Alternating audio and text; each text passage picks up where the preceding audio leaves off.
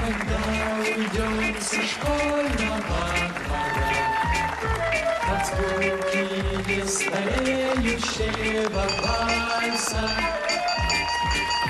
учитель нас проводит до угла, и вновь назад, и вновь ему с утра встречать, учить и снова расставайся, когда уйдем со школьного. Для нас всегда открыта в школе дверь, прощаться с ней не надо торопиться. Но как забыть звончей звонка капель и девочку, которая нес портфель?